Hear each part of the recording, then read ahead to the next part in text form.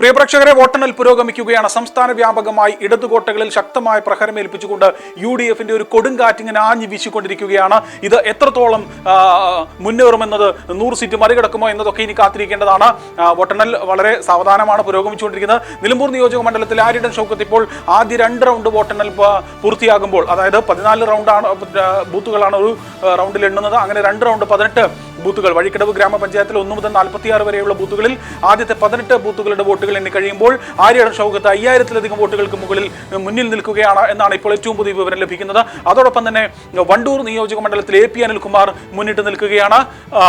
VS Joy DCC president Pothukallu സ്വദേശി മുന്നിട്ട് നിൽക്കുകയാണ്. തവനൂർ മണ്ഡലത്തിൽ KT ജലീലിനെ അട്ടിമറിച്ചുകൊണ്ട് അവിടെ മുന്നേറ്റം തുടരുകയാണ്. എടക്കരയുടെ പ്രിയപ്പെട്ട TP അഷറഫ് അലി മുന്നിട്ട് നിൽക്കുകയാണ്. ഇതാണ് നിലമ്പൂരിന് ഏറ്റവും പ്രിയപ്പെട്ട വാർത്തകളായി നൽകുവാനുള്ളത്. കാരണം നിലമ്പൂരിനെ സംബന്ധിച്ച് ഈ ആളുകളെല്ലാം വിജയിച്ചു വരാനുള്ള ഒരു സാധ്യതകളിലേക്കാണ് ഇപ്പോൾ ആദ്യ ഫലസൂചനകൾ വരുന്നത്.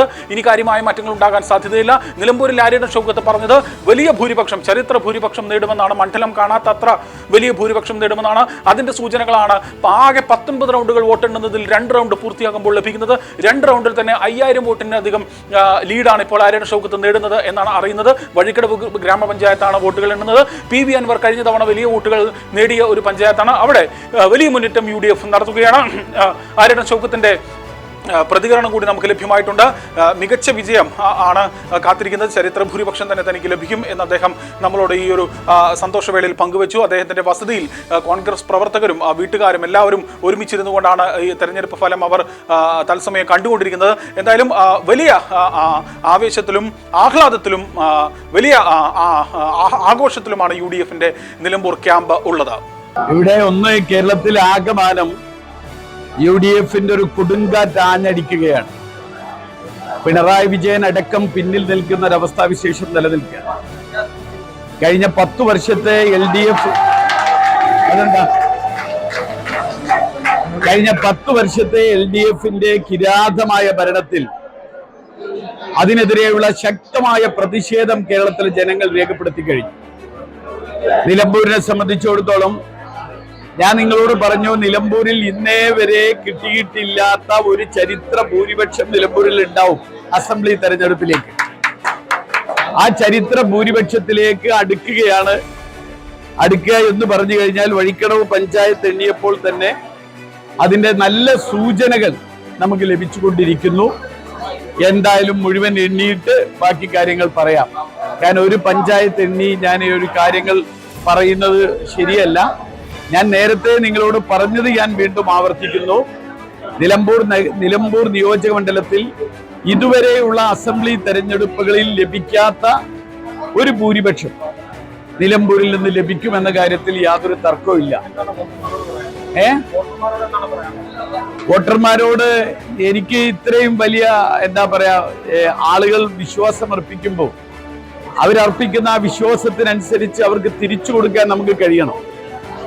എനിക്ക് സന്തോഷമുണ്ടെങ്കിലും ഇത്രമാത്രം ജനങ്ങൾ വിശ്വസിക്കുമ്പോൾ അവർക്ക് എങ്ങനെ അത് തിരിച്ചു കൊടുക്കാൻ കഴിയുമെന്ന ആശങ്കയാണ് വാസ്തവത്തിൽ എനിക്കുള്ളത്. എന്തൊക്കെയായാലും ജനങ്ങളോട്, കാരണം മുഴുവൻ എണ്ണി തീർന്നാലേ നമുക്ക് കാര്യങ്ങൾ പറയാൻ സാധിക്കും. എന്തൊക്കെയായാലും ഈ വഴിക്കടവ് പഞ്ചായത്ത് എണ്ണിയപ്പോൾ ലഭിക്കുന്ന സൂചന ഒരു വലിയ ശുഭസൂചനയാണ്. എന്തായാലും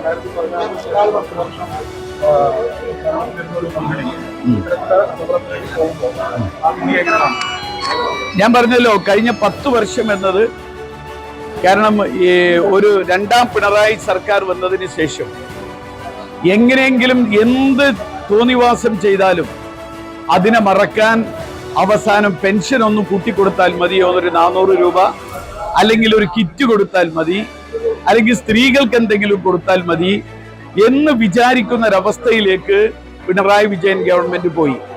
മാത്രമല്ല, ആ വികൃതമായ സർക്കാരിന്റെ മുഖം അത് പൗഡറിട്ട് മിനുക്കാൻ കോടിക്കണക്കിന് രൂപ ചെലവഴിച്ചുകൊണ്ടുള്ള പരസ്യങ്ങളാണ് കേരളത്തിൽ നൽകിയത്. ഇതിനൊക്കെ എതിരെയുള്ള വലിയ തിരിച്ചടിയാണ് കേരളത്തിലെ ജനങ്ങൾ. ഇതിപ്പോ നൽകിയ സൂചന മാത്രമല്ല, കഴിഞ്ഞ പാർലമെന്റ് തെരഞ്ഞെടുപ്പിൽ നമ്മളത് കണ്ടതാണ്. 5 ഉപതെരഞ്ഞെടുപ്പുകളിൽ നമ്മളത് കണ്ടതാണ്. കഴിഞ്ഞ തദ്ദേശ സ്വയംഭരണ സ്ഥാപനങ്ങളിലേക്ക് നടന്ന തെരഞ്ഞെടുപ്പിൽ നമ്മളത് കണ്ടതാണ്. ഈ തെരഞ്ഞെടുപ്പുകളിലൊക്കെ ആ സൂചന ലഭിച്ചിട്ടും പിണറായി വിജയൻ അത് കണ്ണടച്ചു എന്നതാണ് യാഥാർത്ഥ്യം. വീണ്ടും ഈ ജനങ്ങളെ പറ്റിക്കാൻ കഴിയുമെന്ന വിശ്വാസത്തിലായിരുന്നു ശ്രീ പിണറായി വിജയൻ. അതിന് കൊടുത്തൊരു വലിയ മറുപടിയാണ് ഇത് എന്നതാണ് യാഥാർത്ഥ്യം.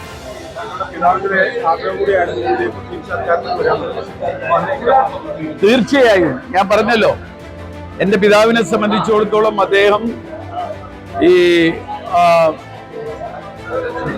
മരിക്കുന്നതിന് മുൻപ് 2 കാര്യങ്ങളാണ് പറഞ്ഞിരുന്നത്. ഒന്ന്, നിലമ്പൂരിന്റെ നഗരസഭ നിങ്ങൾ തിരിച്ചു പിടിക്കണം.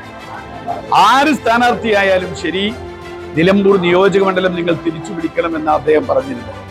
ആ 2 ആഗ്രഹങ്ങളും അത് സാധിച്ചെടുക്കാൻ കഴിഞ്ഞു എന്ന ഒരു വലിയ എന്താ പറയാ, ഞങ്ങൾക്കൊക്കെ ഒരു കൃതാർത്ഥത വാസ്തവത്തിൽ ഞങ്ങൾക്കുണ്ട്, നിലമ്പൂരിലെ മുഴുവൻ UDF പ്രവർത്തകർക്കുണ്ട്.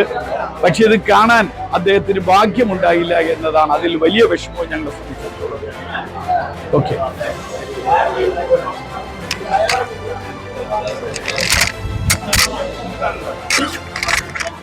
ആസ്വദിക്കൂ തന്മയി ഭാവത്തിൽ.